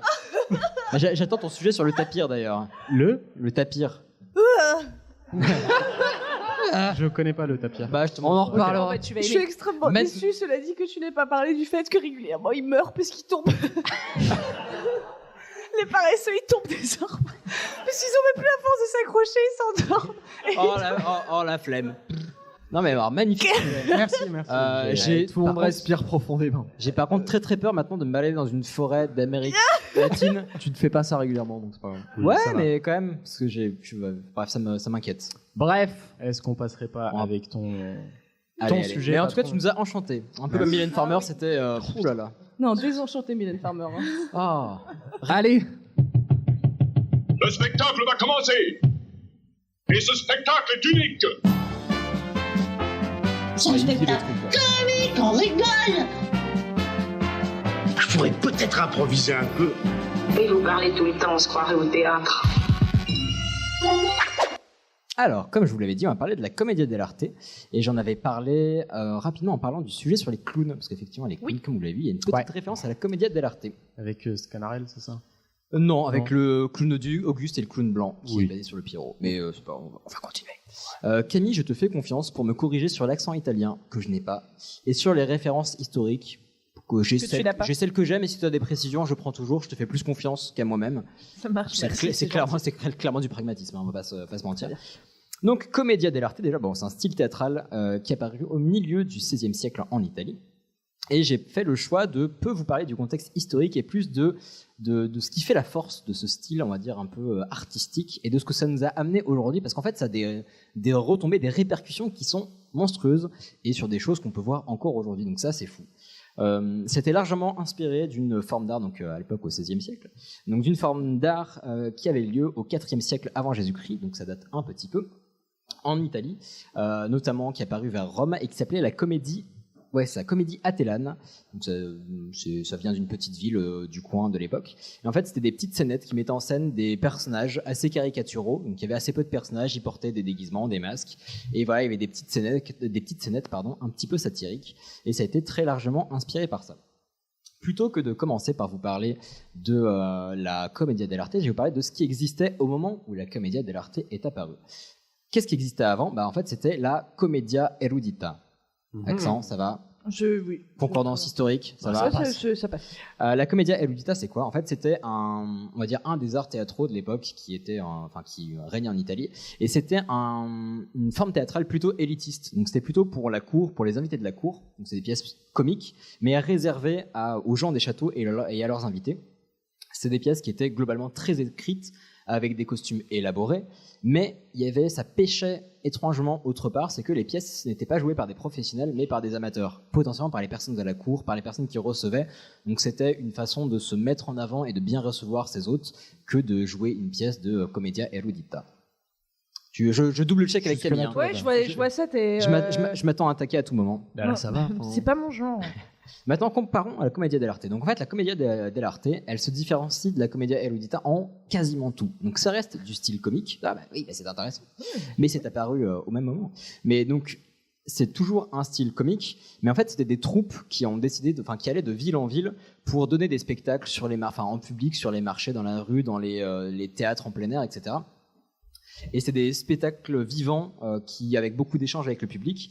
Et le nom Commedia dell'arte, en fait, n'est apparu qu'au XVIIIe siècle. Et avant d'être appelé comme ça, on l'appelait aussi Commedia all'improvviso, donc comédie improvisée. Et ça, c'est un des gros points forts, enfin un des gros points distinctifs de la Commedia dell'arte, c'est qu'il y avait une très très très importante place à l'improvisation. Donc au lieu d'avoir une pièce où tout était écrit, avec chaque mot, chaque phrase, chaque réplique, en fait, les pièces se basaient sur une trame. Donc une trame qui dit, là il y a deux mecs qui se rencontrent, ils s'embrouillent, après il y a l'amant qui vient, et après à la fin ils se re-embrouillent, et à la fin tout le monde est heureux. Ça c'est la trame. Et à partir de là, bim, c'est parti, les comédiens improvisent, et il se passe des trucs. Sur ce que je viens de dire, il y a deux choses intéressantes, enfin j'espère d'autres, mais on va commencer par deux. Le premier truc, c'était, j'ai dit comédien, mais en fait c'était comédien et comédienne, parce que pour une des premières fois, les rôles de femmes étaient joués par des femmes, ce qui était plutôt rare à l'époque. Ça peut paraître logique aujourd'hui, mais c'était XVIe siècle, donc c'est quand même un truc assez fort à l'époque. Et en plus, on peut se dire, tiens, si on part sur juste une trame et de l'impro, ça peut être le bordel. Mais en fait, contrairement à la Commedia dell'udita, t'as vu, mais je vois que tu fais des efforts. Je travaille un petit peu mon accent. De mieux en mieux. Donc, contrairement aux autres formes d'art théâtro qui existaient à l'époque, d'art théâtro qui est la concordance est bonne, c'est bon. En fait, c'était le principe de la Commedia dell'arte, et ça tire d'une certaine façon son nom de là, c'est que c'était les comédiens et comédiennes étaient des professionnels. Donc ils avaient certes une trame, mais ils travaillaient leur savoir-faire, c'était leur travail de tous les jours de jouer la comédie. Donc c'est pour ça que ça ne partait pas indécemment en couille. Cette mécanique d'improvisation, donc elle est profondément inscrite dans l'ADN de la Commedia dell'arte, c'est vraiment une de ses grandes forces, et ça a plusieurs avantages. Premier, c'est que déjà il n'y a pas besoin d'écrire des pièces entières, parce que écrire une pièce ça coûte super cher, il faut des auteurs, autrices talentueux. Ne frappe pas ta housse, t'as vu ? Non mais auteurs, autrices talentueuses. Ça demande beaucoup de boulot, ça demande le fait de revoir son catalogue régulièrement, donc il y a déjà un gros point fort. Deuxième point, c'est qu'avec une trame, en fait, vu qu'ils allaient de ville en ville, ils pouvaient s'adapter à l'actualité et aux spécificités de la ville. Donc déjà, c'est une façon de se faire aimer par leur public local. Genre, ça va à Clermont-Ferrand, il se passe des trucs de ouf chez vous. Non, bon, c'est pas vrai, mais... On n'a rien contre Clermont-Ferrand, je précise, parce qu'on le pose 3 fois. Non, mais ça va bien se passer. Troisième truc, c'est que en fait, une troupe avec une trame, en fait, elle peut se produire plusieurs fois au même endroit avec la même trame, parce que qui dit même trame, dit pas forcément même pièce. Il peut se passer des choses différentes avec la même trame, et c'est aussi pour ça que les troupes pouvaient se passer une trame d'une troupe à l'autre. C'est que c'était vraiment les comédiens, comédiennes, leur façon de jouer, leur style, qui allait faire que la pièce allait être différente. Ouais.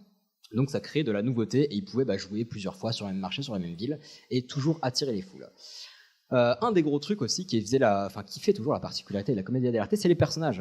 Les personnages, contrairement au théâtre, on va dire plutôt moderne, je sais pas si c'est la bonne appellation, mais celui qu'on connaît plus particulièrement, il n'y a pas une foultitude de personnages, il n'y a qu'un nombre relativement défini de personnages qui revient dans toutes les pièces de Commedia dell'arte.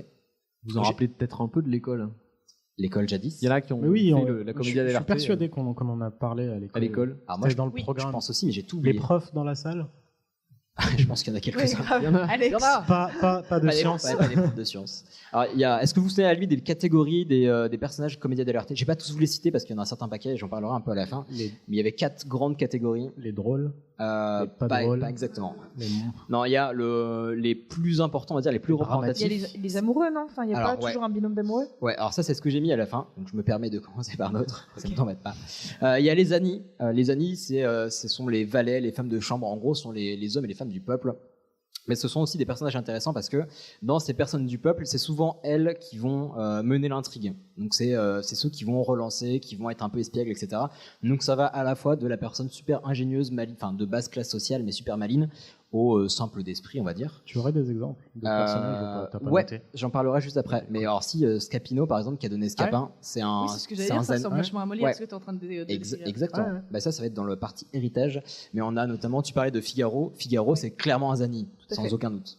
Les Zanni, alors ça a vraiment très fortement marqué la Commedia dell'arte parce qu'on l'a appelé pendant un temps, en tout cas en France et en Europe, la comédie des Zanni. Parce que ces rôles de valets, c'était eux qui menaient toute l'intrigue et c'est eux qui avaient, c'est une façon de redonner le pouvoir à ces profils. Dans les profils, on a également les vieillards. Donc en fait, c'est une représentation des notables de la ville, donc des médecins, des avocats, etc. Donc ils ont généralement un air pompeux, mégalo, un peu bedonnant. Il y a également les soldats, donc du troufion de base au capitaine, plutôt belliqueux, courageux mais pas téméraire, et les amoureux. Donc il y a plusieurs couples qui se font et qui se défont.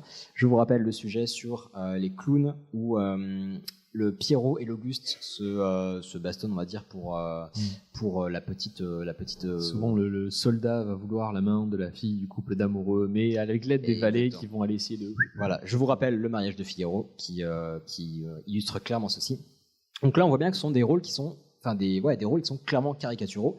Donc, ils ont des caractères bien définis, généralement un costume très simple, mais qui permet de les identifier très rapidement, parce qu'ils reviennent dans toutes les pièces, donc il faut qu'on puisse les reconnaître. Et donc, il y a certains personnages qui portent aussi des masques, on l'a aussi connu comme comédie des masques, pour forcer leurs traits, alors surtout les Annie, en l'occurrence, mais pour leur donner des traits très marqués, plutôt espiègles, certains un peu diaboliques, donc notamment Scapino et Pantalone, je crois, mais on en parlera juste après. Mais bon, là, on voit que la commedia dell'arte, elle va abuser des mécaniques de comique burlesque et satirique. C'est vraiment la comédie satirique et politique par excellence. C'est censé faire rire en se jouant de tout et de n'importe quoi. Et donc, on va jouer sur les extrêmes, les clichés, le rythme, la dynamique. C'est un spectacle vivant. Il y a, si vous voulez des exemples, il y a un peu l'exemple dans un épisode, dans un petit épisode de Kaamelott où il y a un petit spectacle de marionnettes qui se moque un peu du roi, des chevaliers, etc. C'est exactement ça en fait. C'est jouer de l'actualité pour faire des petits gimmicks et faire rire un petit peu tout le monde, le haut peuple comme le bas peuple. Et honnêtement, ça avait l'air trop classe. Moi, j'aurais trop aimé voir ça. Voilà, excusez-moi. Très bien. Dans le côté comique, il y avait un truc qui ressortait notamment dans la commedia dell'arte, c'est ce qu'on appelle les laddi. LA2ZI, je ne sais pas comment ça se prononce, disons laddi. En fait, c'était globalement des gimmicks. C'était soit à un personnage, à plusieurs personnages, mais c'était des petits gags récurrents qui revenaient régulièrement dans un peu toutes les pièces, quasiment tout le temps.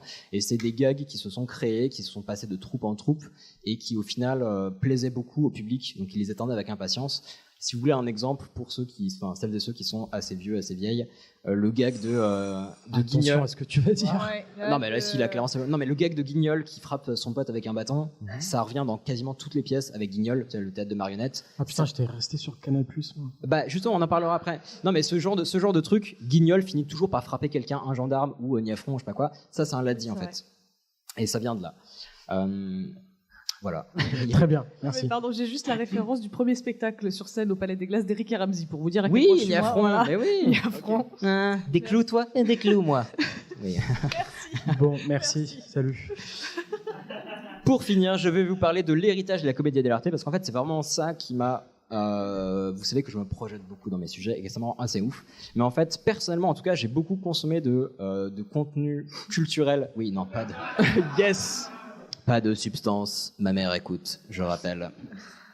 Non, mais consommer, et vous aussi, j'imagine, de contenus qui ont très fortement été influencés. Influencés, merci. Je cherchais dans mes notes, c'est beaucoup trop galère.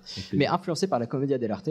Donc, en 2 siècles, en fait, la commedia dell'arte a un succès retentissant parce qu'on sait que c'est parti donc, de l'Italie, mais ça a eu un succès retentissant même en Europe, ça s'est développé en France, en Angleterre, etc. Et ça a très largement influencé les formes d'art à venir en Europe, et notamment justement Molière, Shakespeare. C'est avéré et reconnu qu'ils ont très largement été influencés par ça. Et c'est fou parce qu'on nous parle beaucoup plus largement de Molière et de Shakespeare, mais l'influence est extrêmement forte sur leurs premières pièces, sur leurs pièces les plus connues.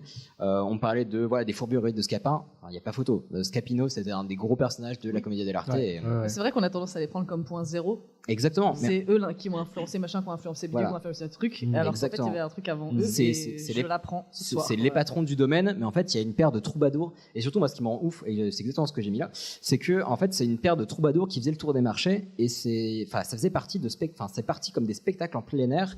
Et ça a influencé les plus grandes pontes. Oui, mais attends, Molière, ça, il l'a fait, hein. C'est même ce qu'il a fait pendant très longtemps, d'aller de marché en marché avec sa troupe et de faire de l'impro. Oui, bien sûr, mais ce que je veux dire, c'est que eux sont partis comme des troubadours de marché et ils ont réussi à résonner dans l'Europe. Et je trouve ça assez beau au final. Oui, c'est sûr, même mais si on s'en rappelle pas, c'est parce que malheureusement, on n'a pas beaucoup de traces écrites là-dessus. Oui. C'était des anonymes, quoi. Je ne vois que la poésie de la chose. Non, en fait, justement, je dis pas que c'est pas cool qu'ils aient pas la renommée qu'il leur a dû, mais je trouve ça beau qu'ils aient réussi à transpirer dans autant de choses. On parlait de Molière, Shakespeare, donc ils ont réutilisé des personnages plus ou moins directement influencés par les personnages de la commedia dell'arte. Je vous les ai pas tous listés parce qu'il y en a une paire et je pense pas que ce soit le plus intéressant. C'était plus que moins. Hein. Ouais. Notamment, on parlait de Scapino qui est un personnage de la commedia dell'arte. Il a enlevé une lettre, yes. Non, mais c'était commun parce que Commedia dell'arte, c'est normal d'utiliser le même personnage. Et je vous passe les détails historiques, mais il y a des troupes de Commedia dell'arte qui sont venues en France en résidence pour jouer pendant des Donc mois. en gros, ce qu'il a fait, c'était éthique, c'était pas du plagiat. C'était dans la tradition théâtrale de l'époque. C'était un hommage. Gad Elmaleh, on te regarde. Donc les personnages en fait sont donnés beaucoup plus de références dans la culture qu'on ne peut potentiellement penser. Donc on a parlé de Scapino, Arlecchino, on en avait parlé dans le sujet sur les clowns, ça donnait Harlequin, donc une des références du clown Auguste, Harley Quinn, la meuf un peu badass de Batman. Qui a donné aussi les bonbons dans les Uber. Oui, exactement, n'hésite pas. Continuons comme ça. Si je vous dis un des autres personnages qui s'appelait Pantalone, j'en ai parlé tout à l'heure, Oui. ça donnait le mot Pantaléon. Non mais sérieux, pantalon. Oui, c'est de là que vient le nom Pantalon. Ok. Voilà. Attends, quoi? Vraiment? Ouais, bien sûr. Mais pourquoi? Mais parce qu'il avait non, un habit particulier qui a donné ce Mais genre les pantalons, ça existait pas avant lui? Ils Bah, avaient qu'une c'est jambe? lui qui a donné le nom C'est les culottes. Oui, c'est ça. Ah, Je voulais- Oui, mais Calme-toi. toujours pas pourquoi pantalon? Bah, c'est comme, enfin, c'est quel autre Jim, personnage tu vois de le mec théâtre, qui a pas la c'est réponse ou pas? C'est pas Sosie ou comment il s'appelle? Ah bah, ne cherche pas des réponses que tu n'as pas à travers moi. Si, bien sûr. Bon, vous aurez peut-être dans le public, mais un des personnages qui avait un sosie dans une vieille pièce théâtrale. The Rock. Non, mais bref. Passons. Un autre, alors, celui-là, si vous allez, enfin, vous pouvez avoir la référence, mais il faut savoir pourquoi. Scaramuccia. Scaramouche. Mamma mia, mamma mia. Oui, très bonne référence. Dans Bohemian Rhapsody de Queen, il cite Scaramouche, donc qui est la version, on va dire, un peu anglicisée de Scaramuccia. Et en fait, quand il cite ça dans Bohemian Rhapsody, c'est Scaramouche, en fait, c'était un soldat dans la Commedia dell'arte. Donc, cliché du courageux mais pas téméraire. Et c'est pour ça que dans Bohemian Rhapsody, il le cite au moment où, on va dire, il défait ses ennemis, au moment où, on va dire, il les fait fuir. Donc les mecs, ils vont chercher la merde et il les fait fuir. Et là, Scaramouche, mais... voilà. Donc vous saurez que Freddie Mercury citait un personnage issu de la Commedia dell'arte. Ça me fait plaisir. Pour moi, c'était un dessin animé aussi. Mais Queen Non, Scaramouche. Ça me dit, enfin, il y a un truc qui me dit pas la réponse. Nous en parlerons tout à l'heure. Ouais, c'est un Pokémon. Et maintenant, un truc facile, Pulcinella. Polichinelle. Oui, deux expressions basées sur Polichinelle. Polichinelle dans le tiroir. Oui. J'avais pas avalé ma gorgée. Alors, Polichinelle dans le Et tiroir. secret de Polichinelle. Ah! Oui, les deux très bien. Donc Polichinelle dans le tiroir. Alors Polichinelle, c'était un notable plutôt riche, un peu bossu, etc. Enfin, c'est le cliché du notable un peu mal foutu. Mais non, mais c'était des clichés qu'ils utilisaient pour les, on va dire, les mochiser un petit peu. Ah oui. Ils avaient de la chance par rapport à leurs revenus financiers, mais ils étaient détestables physiquement et humainement. Comme je disais, c'est Comme satirique. Monsieur Barnes. Ils étaient courbés. surtout. Exactement. Ils étaient joués comme ça. Non, mais exactement. Et surtout, Pulcino. Camille, tu vas peut-être nous dire ce que ça veut dire en italien. Oxmo. Ah, c'est Pulcino. c'est un poussin. Exactement. En fait, si on prend une des racines de Pulcino, c'est avoir un poussin dans le ventre. Donc avoir un bébé dans le ventre. Et donc le secret de Polichinelle, en fait, Polichinelle, il était aussi un peu ouf dans les intrigues. Ah non, Polichinelle, je sais pas si c'était un notable. Bref, je suis pas sûr. Je vais pas vous dire de bêtises, je sais pas si c'était un notable ou un zani. Mais en fait, le secret de Polichinelle, c'est un secret que tout le monde connaît mais que personne ne se dit. Globalement. Ouais. C'est pas le même sujet que Juan, ça. Truc pas inutile. Laisse. On a bientôt fini, c'est bientôt l'apéro, quel monde. Mais voilà, donc ça c'est issu aussi, on peut l'utiliser pas tous les jours, sauf si vous avez 60 ans, mais au moins maintenant vous saurez d'où ça vient. Et maintenant pour finir, d'autres choses qui sont issues de la Commedia dell'arte, c'est clairement pas exhaustif, mais moi c'est des choses qui ont pu me toucher et je trouve ça passionnant que, encore une fois, une bande de saltimbanques au XVIe siècle ait pu encore avoir des échos sur ce qu'on peut voir aujourd'hui. Donc c'est aussi grâce à la Commedia dell'arte qu'on a pu avoir les matchs d'improvisation, les spectacles de marionnettes, le vaudeville, tout ça, tous les types de spectacles qui ont des personnages très définis avec des mécaniques assez rapides qui jouent sur la satire, sur le rythme, sur plein de choses. Et voilà, c'est issu de là et je trouve ça ultra fort. On a notamment tu en parlais tout à l'heure, mais ça c'est vrai, les Guignols de l'info, c'est globalement de la putain de Commedia dell'arte. Parce qu'il y a des personnages récurrents, des caractères forts, bien définis, des gimmicks qui reviennent tout le temps, avec la World Company et trucs comme ça. Une trame globale, c'est un journal télévisé à chaque fois, mais il se passe des choses différentes à chaque fois. Et c'est enrichi par l'actualité. Donc c'est clairement de la putain de Commedia dell'arte. On se moque des personnages puissants. Comment ? Et on se moque des personnages puissants. Et en plus, c'est clairement de la satire, de la parodie, enfin c'est assez fou. Personnellement, alors c'est purement personnel, mais des spectacles comme Puppet Mastaz, excusez-moi de kiffer le bon son, mais ça vient aussi de la comédie dell'arte. Donc une bande de marionnettes qui font du hip-hop avec des personnages bien définis et qui font de la satire sur notre monde et sur le monde. J'adore. Puppet Mastaz, calme-toi tout de suite. Et pour finir, je dirais donc que la comédie dell'arte, c'est la culture mise à disposition du peuple par des professionnels. C'est le rire, c'est la satire, c'est l'échange avec le public, des cadres faits pour qu'on en déborde et un spectacle vivant par excellence.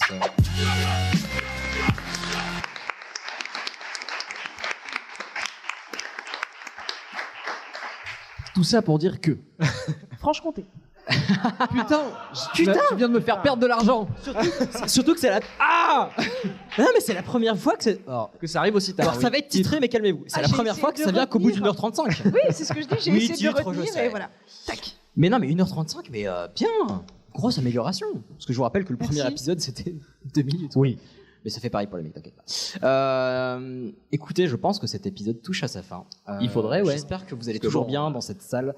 Nous, on a pris un plaisir incommensurable. Ça va, Taous? Oh, bah, j'étais insupportable. Oh, bah, je suis très heureuse. Vous avez vu, les places aujourd'hui étaient à 1 euro. Et c'est un de nos objectifs aussi, c'est de rendre cette partie de la culture la plus accessible possible. De fait, on avait commencé à parler en fin de saison 2, on va essayer de trouver des façons de financer ce podcast parce que vous vous rendez bien compte, ce genre de théâtre, c'est pas facile de les avoir tous les jours.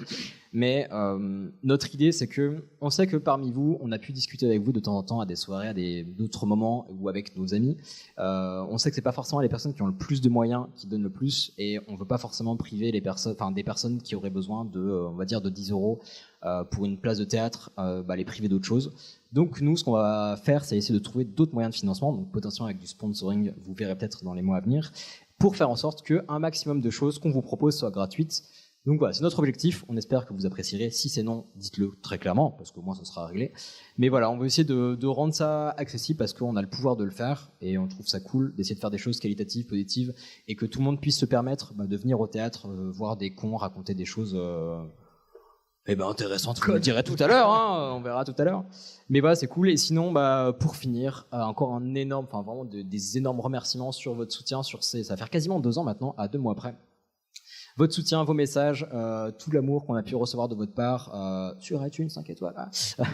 Mais voilà, pour vous, pour les invités qu'on a pu avoir, certaines sont dans la salle, pour tout ce qui a pu se passer, pour les personnes autour de cette table que j'aime d'amour et que j'embrasse et avec qui on supporte beaucoup de choses. Mais voilà, on vous aime très sincèrement. On vous retrouve au bar dans quelques minutes. On vous embrasse, on vous remercie d'être venus et 1000 bisous à vous. Merci. Merci.